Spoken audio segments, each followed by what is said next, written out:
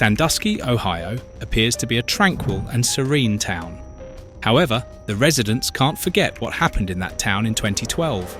Heather Jackson and her 2 children lived here in a house. When Heather stopped answering her phone one day, her friends and mother were concerned. Heather's friends understood that not answering the phone was out of character for her. There were other troubling signals. So today we're going to look at the events that occurred with Heather and her family in Sandusky, Ohio in 2012. In 2012, Heather Jackson was only 23 years old. She was a mother to 2 children, Selena, who was 3 years old, and Wayne Jr., who was only 1 year old. Heather felt so happy when she found this house situated on a calm street, just 1 mile from Lake Erie. She has encountered many challenges throughout her life. Once she and her husband Wayne went their separate ways, she found herself caught in the midst of a divorce. Heather and Wayne used to be very happy in their relationship. They were each other's first love. Regrettably, the difficulties they faced after becoming parents ultimately resulted in the deterioration of their marriage. After Heather ended her relationship with Wayne, she encountered difficulties, but she stayed resilient and dedicated to ensuring her children's happiness.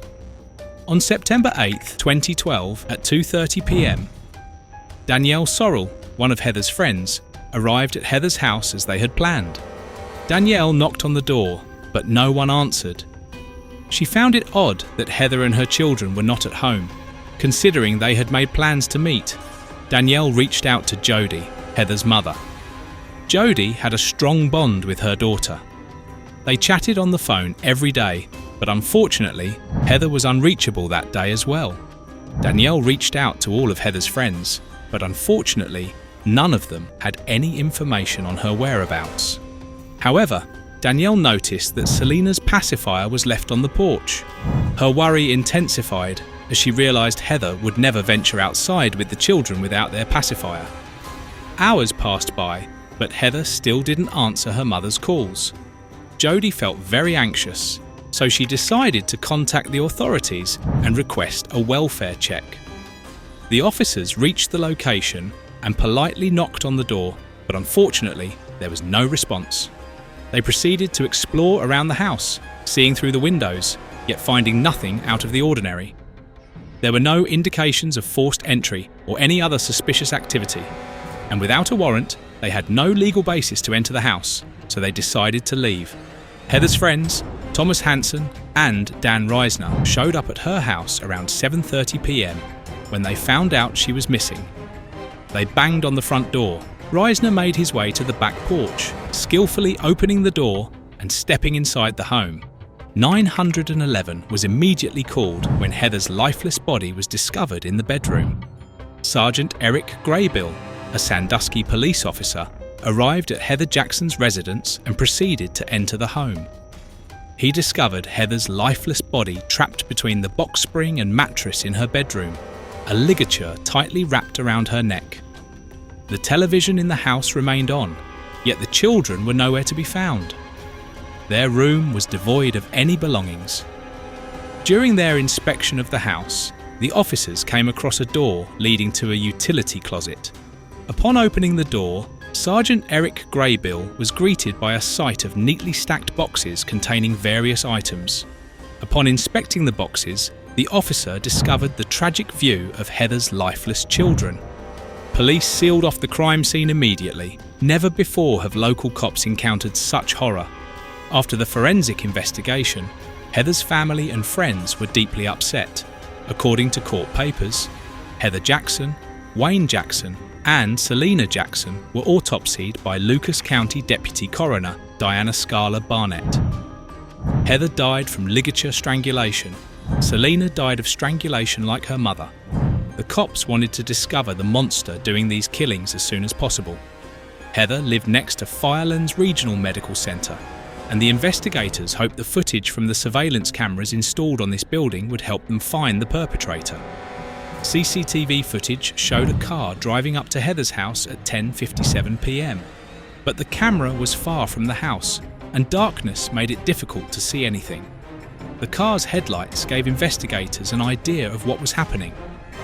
the car backed into the driveway and waited for some time before turning on again at 11:08 p.m. Thomas Hansen and Dan Reisner, who discovered Heather's body, were taken to the police station for questioning.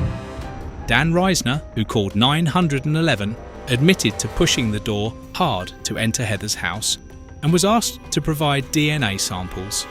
He agreed to do so without hesitation. Thomas Hansen was questioned about talking to Heather the night before and driving up to Heather's house but not entering.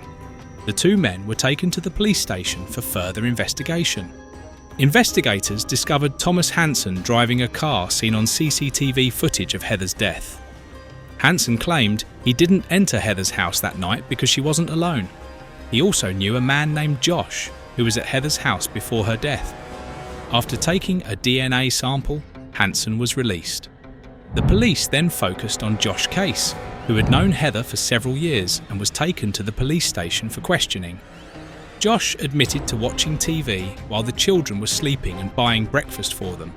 Josh Case, Heather Jackson's partner, was the main suspect in her children's murder. He was the last person Heather saw and claimed to buying breakfast for the kids at a supermarket. However, his DNA test indicated that Thomas Hansen and Dan Reisner were innocent. Josh Case's DNA matched Heather Jackson's, but not her children's, indicating another person was there. Detectives looked for clues in Heather's mobile phone records, which indicated her phone use the night she died. Another CCTV tape showed a white automobile going up to Heather's house around 3 a.m. 36 hours later, likely a coincidence. The cops couldn't see the car's registration plates, therefore Heather, Selena and Wayne were probably dead. Investigators discovered that the phone number Heather had called before her death was owned by 41-year-old Curtis Clinton. Clinton was released from prison in February after serving 13 years for 2 counts of felonious assault and involuntary manslaughter. He pleaded guilty to the April 1997 death of Misty Keckler. The release of Clinton just 6 months before Heather and her children's death raised concerns among investigators. A few hours later, patrolmen found a white Cadillac on one of the streets, but Clinton himself was nowhere to be found. They searched the car and found a receipt issued at a gas station on the night of the crime. CCTV footage showed both Clinton and his white Cadillac, and they were found calmly. By this time, Heather and her children were already dead. Investigators were afraid that Clinton might have gone on the run. However, they soon received information that a patient named Curtis Clinton had been admitted to one of the hospitals. He was arrested and taken to the police station, but Clinton denied any involvement in the deaths of Heather and her children. The DNA on the bodies of all 3 victims belonged to Curtis Clinton. He was arrested and placed in the county jail. While there, he called his mother, which was recorded. The trial court denied the motion for a change of venue and rejected claims of presumed prejudice. Clinton knew he was facing the death penalty, but did everything to achieve a different outcome of the trial. He lashed out at prosecutor Kevin Baxter and vowed to win on appeal and have his case retried. In November 2013, Curtis Clinton was sentenced to death for the brutal murders of Heather Jackson and her 2 children. After learning he would face lethal injection, Clinton reacted violently to Heather's brother, who wanted him to die in prison at the hands of other inmates. The Erie County courtroom was filled with relatives and friends of Heather Jackson and Misty Keckler, whom Clinton murdered in 1997. The execution of Curtis Clinton was set for September 15, 2021, but his request to have it postponed was approved by the Ohio Supreme Court.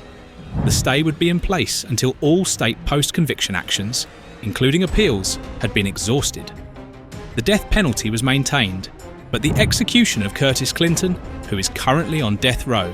Please like, share and subscribe to our channel, because we make these videos just for you guys, and your like, comments and subscriptions encourages us to keep making videos. Share your opinion in the comments, and thank you for watching this video to the end.